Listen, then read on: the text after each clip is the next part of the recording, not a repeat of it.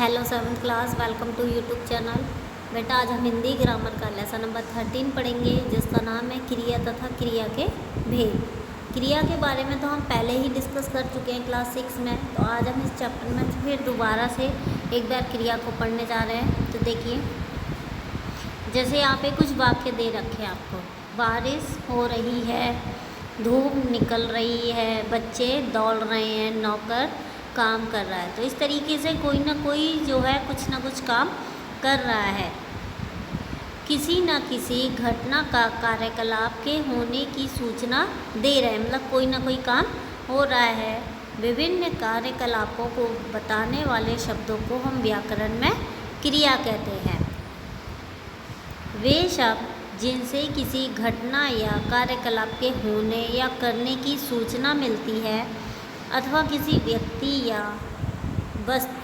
व्यक्ति की स्थिति अथवा अवस्था का पता चलता है, उसे हम क्रिया कहते हैं। क्रिया के बाद आता है हमारा धातु। क्रिया के विभिन्न रूपों में समान रूप से आने वाले तथा क्रिया के मुख्य अर्थ को बताने वाले अंश को हम धातु कहते हैं। जैसे चल, उठ, लिख, कर, इन्हीं वर्ड से, यानी ये धातु के मूल रूप है जिनसे कि क्रिया बनती है। सहायक क्रिया ऊपर के वाक्यों में आए, जैसे पढ़ना, तो पढ़ से क्या बना, ना लगाकर पढ़ना, तो इसमें मूल धातु क्या है, पढ़। क्रिया के विभिन्न रूपों से यदि पढ़ धातु अलग कर दे तो क्या रह जाता है हमारे पास, रहा है, ता हूँ, ऐगा, ना, चाहिए, लूँगा, वा रहा हूँ, रूप बच जाते हैं।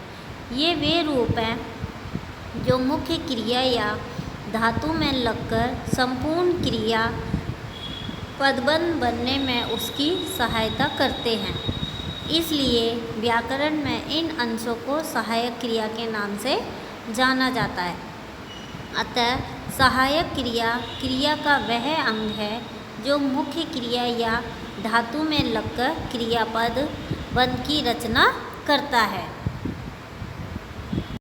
अब जानेंगे क्रिया के भेद के बारे में। क्रिया के दो आधारों पर भेद किए जाते हैं, कर्म की अपेक्षा और रचना के आधार पर। अब कर्म की अपेक्षा और अनअपेक्षा के आधार पर क्रिया के दो भेद होते हैं, अकर्मक क्रिया और सकर्मक क्रिया। सकर्मक क्रिया, जो क्रिया कर्म की अपेक्षा करती है वह सकर्मक क्रिया कहलाती है। जैसे आपको एग्जाम्पल नीचे दिए गए हैं। मैंने आइसक्रीम खाई, तुमने खाई या नहीं। हम लोगों ने कल ताजमहल देखा, तुमने देखा या नहीं। मेरे सभी दोस्त चित्र बना रहे हैं, तुम क्यों नहीं बना रहे। मैंने एक कहानी पढ़ी है, तुम पढ़ना चाहोगे या नहीं। तो आपने देखा, अपेक्षा करने का अर्थ यह नहीं कि वाक्य में कर्म उपस्थित ही हो। यदि कर्म उपस्थित नहीं भी होता है तो भी कर्म की अपेक्षा करने के कारण क्रिया सकर्मक ही मानी जाती है।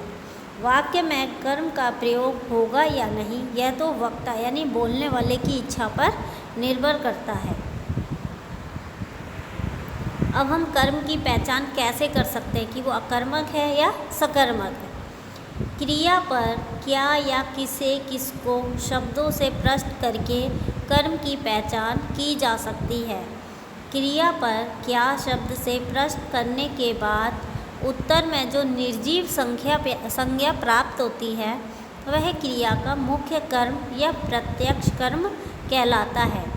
तथा किसे या किसको, यानी कि लिविंग थिंग्स के लिए जो यूज़ होता है वो सब सजीव संज्ञा मिलती है, उसे गौण या अप्रत्यक्ष कर्म कहते हैं। जैसे माँ मिठाई बना रही है, क्या बना रही है, मिठाई, ये है निर्जीव यानी प्रत्यक्ष।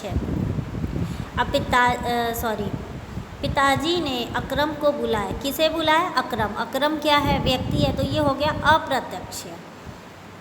फिर हम पढ़ेंगे एक कर्मक क्रिया के बारे में।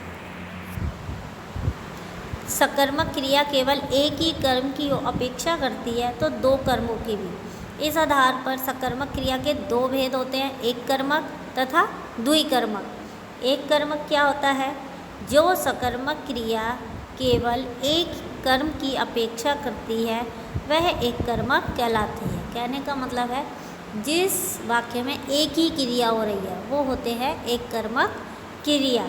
जैसे वह गाना गाएगी, माँ ने नितिन को बुलाया, तो एक ही को बुलाया। नौकर ने खाना बनाया, उसने नौकर को बहुत मारा, तो इसमें काम एक ही हो रहा है, तो ये होता है हमारा एक कर्मक क्रिया। अब है द्विकर्मक क्रिया। जो सकर्मक क्रिया दो कर्मों मुख्य कर्म और गौण कर्म की अपेक्षा करती है वह द्विकर्मक क्रिया कहलाती है। जैसे प्रिंसिपल ने छात्रों को सर्टिफिकेट दिए, तो प्रिंसिपल ने किनको? छात्रों को क्या दिए? सर्टिफिकेट। तो उसमें दो काम हो गए। मैंने अपने दोस्त से किताबें खरीदी, इसमें भी दो कर्म, तो यानी कि ये द्विकर्मक। अब सेकंड हम पढ़ेंगे अकर्मक क्रिया। अकर्मक क्रिया वह क्रिया है जो वाक्य में कर्म की अपेक्षा नहीं करती। जैसे आना, जाना, चलना, दौड़ना, सोना, ये हमारी क्या होती हैं? अकर्मक क्रिया। जैसे इसमें कर्म की अपेक्षा नहीं होती है। जैसे तुम क्यों हंस रहे हो? मैं रोज़ सुबह दौड़ता हूँ, वह रात को 10 बजे सोती है। तो ये सब है अकर्मक क्रिया के एग्जाम्पल। अब हम अकर्मक क्रिया और सकर्मक क्रिया की पहचान कैसे कर सकते हैं वो देखेंगे। क्रिया अकर्मक है या सकर्मक, इसकी पहचान करने के लिए वाक्य की क्रिया पर क्या से प्रश्न करना चाहिए। देखना चाहिए कि क्या के उत्तर पर वह क्रिया किसी की अपेक्षा करती है या नहीं।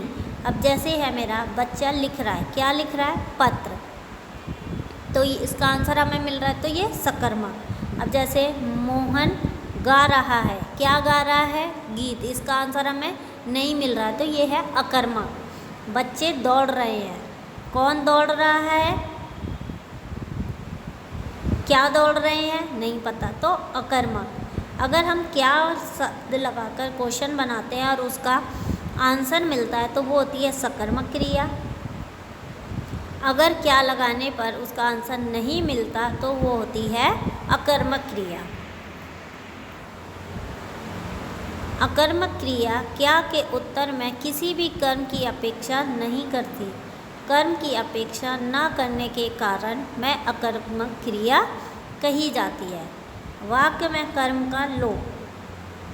प्राय बोलचाल की भाषा में हम वाक्य से कर्म का भी लोप कर देते हैं, मतलब कि काम को छुपा देते हैं। और श्रोता होते हैं सुनने वाले, संदर्भ से अर्थ समझ लेते हैं। जैसे मोहन क्या कह रहा है सोहन से, क्या कर रहे हो? सोहन कहता है खा रहा हूँ, और इसमें उसने खा रहा हूँ खाना को छुपा दिया।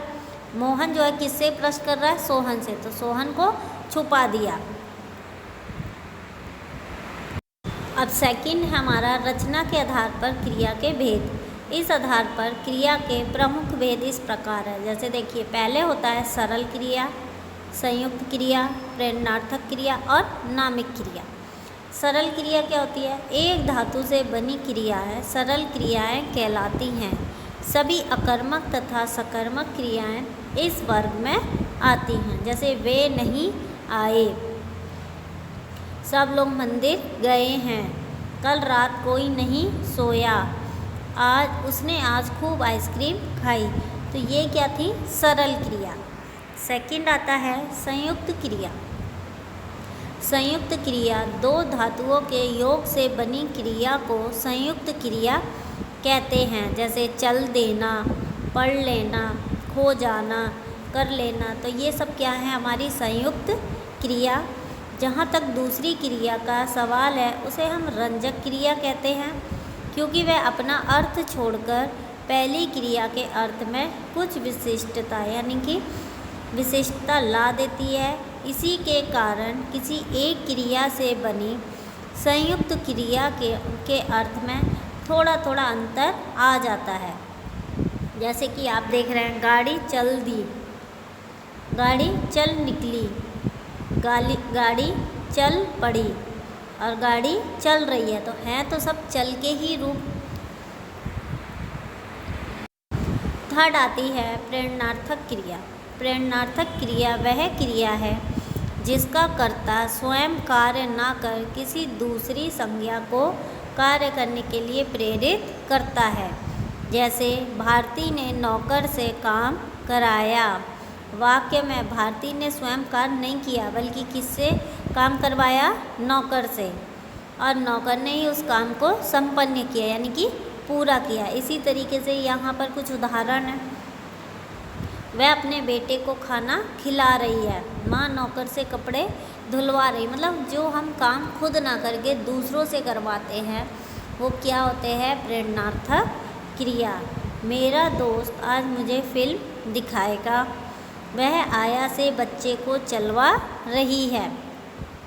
हिंदी में दो तरह की प्रेरणार्थक क्रियाएं मिलती हैं। कुछ प्रेरणार्थक क्रियाओं की रचना मूल क्रिया के मध्य में आ प्रत्यय जोड़कर की जाती है तथा कुछ की रचना वा जोड़कर।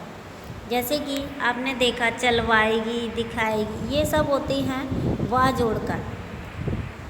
जिन प्रेरणार्थक क्रियाओं की रचना आ प्रत्यय जोड़कर की जाती है वे प्रथम प्रेरणार्थक क्रिया कहलाती हैं और तथा जिनकी वा प्रत्यय जोड़कर की जाती है वे द्वितीय प्रेरणार्थक क्रिया कहलाती हैं।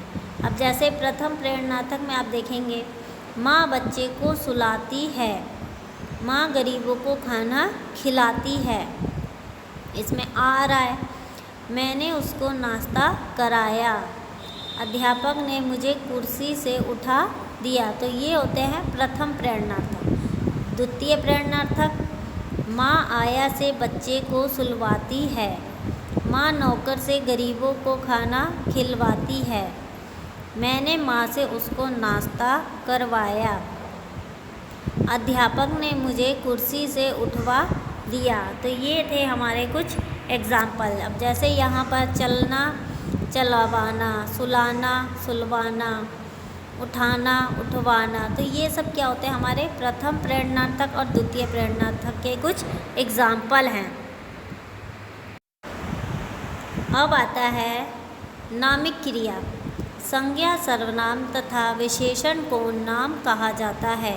नाम संज्ञा सर्वनाम तथा विशेषण में प्रत्यय जोड़कर जो क्रियाएं बनाई जाती हैं वे नामिक क्रियाएं कहलाती हैं। जैसे अब संज्ञा क्या है? लालच, लालच का ललचाना, झूठ का झुठलाना, गप का गपियाना, शर्म का शर्माना, टक्कर का टकराना।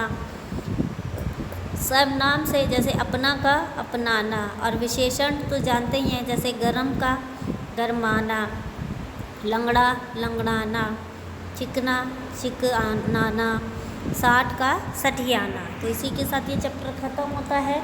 आई होप आपको ये चैप्टर समझ आएगा बेटा। Thank you.